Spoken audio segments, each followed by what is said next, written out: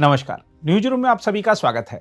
6 साल की लंबी ठंड के बाद हिमालय की ऊंचाइयों से एक बार फिर गर्म हवाएं उठने जा रही हैं।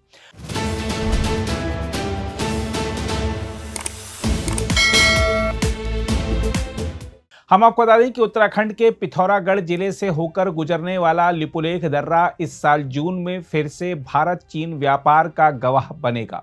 यह वही रास्ता है जिसे वैश्विक महामारी कोरोना के कारण वर्ष 2020 में बंद कर दिया गया था। अब जब इसे दोबारा खोलने की तैयारी तेज हो चुकी है तो यह केवल व्यापार की वापसी नहीं बल्कि एशिया की बदलती भू राजनीति का बड़ा संकेत बनकर भी उभर रहा है। हम आपको बता दें कि भारतीय विदेश मंत्रालय की हरी झंडी मिलते ही पिथौरागढ़ प्रशासन हरकत में आ चुका है। जिला अधिकारी आशीष कुमार भटगाई ने साफ कर दिया है कि सभी विभागों को तैयारियों में जुटा दिया गया है। गुंजी में भारतीय व्यापार बाजार को फिर से सक्रिय करने के लिए बैंक, सीमा शुल्क, पुलिस और दूर संचार से लेकर हर जरूरी व्यवस्था दुरुस्त की जा रही है। जून से सितंबर तक चलने वाला यह व्यापारिक सत्र इस बार पहले से कहीं अधिक सक्रिय रहने की उम्मीद है। दरअसल यह कोई साधारण रास्ता नहीं है। 17,500 फुट की ऊंचाई पर स्थित लिपुलेख दर्रा सदियों से भारत और तिब्बत के बीच संपर्क का प्रमुख माध्यम रहा है। व्यापारी, साधु और कैलाश मानसरोवर यात्रा करने वाले यात्री इसी मार्ग से गुजरते रहे हैं। 1992 में इस मार्ग को फिर खोला गया था, लेकिन महामारी ने इसे बंद कर दिया था। अब इसका दोबारा खुलना उस ऐतिहासिक धड़कन की वापसी है जो लंबे समय से थमी हुई थी। लेकिन इस कहानी का दूसरा पहलू कहीं अधिक तीखा है। यह सिर्फ व्यापार नहीं बल्कि शक्ति संतुलन की बिसात है। जब पश्चिम एशिया में संघर्ष ने पूरी दुनिया को उलझा रखा है, उसी समय भारत और चीन के रिश्तों में धीरे धीरे नरमी आना एक बड़ा संकेत है। सीमा विवादों के बावजूद व्यापारिक संपर्क बहाल करना इस बात का प्रमाण है कि दोनों देश टकराव और सहयोग के बीच नई रणनीति गढ़ रहे हैं। यह कदम बताता है कि भारत केवल सैन्य मोर्चे पर नहीं बल्कि आर्थिक गलियारों के जरिए भी अपनी स्थिति मजबूत कर रहा है। इस मार्ग के खुलने से सबसे ज्यादा बेचैनी नेपाल को है।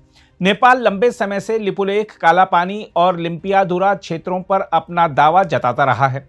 वर्ष 2020 में जब भारत ने धारचूला से लिपुलेख तक 80 किलोमीटर लंबी सड़क का उद्घाटन किया था, तब काठमांडू ने तीखी आपत्ति जताई थी।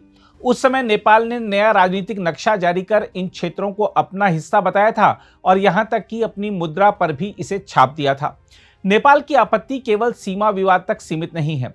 असल चिंता यह है कि इस व्यापार मार्ग के सक्रिय होने से भारत का सामरिक प्रभाव इस क्षेत्र में और मजबूत होगा। बेहतर सड़क संपर्क, तेज आवाजाही और बढ़ता व्यापार भारत को हिमालयी क्षेत्र में निर्णायक बढ़त देता है। नेपाल को डर है कि इससे उसका भू राजनीतिक महत्व घट सकता है और वह भारत चीन समीकरण में पीछे छूट सकता है। रणनीतिक नजर से देखें तो यह कदम कई स्तरों पर अहम है। एक तो यह सीमा क्षेत्रों में बुनियादी ढांचे की मजबूती का संकेत है। पहले जहां सामान खच्चरों और भेड़ों के जरिए ले जाया जाता था, अब सड़क मार्ग ने पूरे समीकरण को बदल दिया है। इससे समय घटेगा, लागत कम होगी और व्यापार की मात्रा कई गुना बढ़ेगी। इसके अलावा यह भारत की उस नीति को दर्शाता है जिसमें सीमावर्ती क्षेत्रों को आर्थिक रूप से सक्रिय कर सुरक्षा को मजबूत किया जा रहा है। इसके अलावा सबसे महत्वपूर्ण पहलू यह है कि यह कदम भारत चीन संबंधों में व्यावहारिकता का संकेत देता है। सीमा पर तनाव के बावजूद आर्थिक संपर्क बनाए रखना दोनों देशों के लिए फायदेमंद है। यह संदेश भी साफ है कि एशिया की राजनीति अब टकराव पर नहीं बल्कि नियंत्रित सहयोग पर आधारित होगी। उधर नेपाल में हाल ही में हुए राजनीतिक बदलाव भी इस पूरे घटनाक्रम को नई दिशा दे सकते हैं।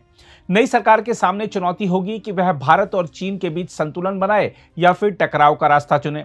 लेकिन फिलहाल यह साफ है कि लिपुलेख दर्रे से शुरू होने वाला व्यापार केवल माल का आवागमन नहीं बल्कि शक्ति, रणनीति और प्रभाव का नया खेल है।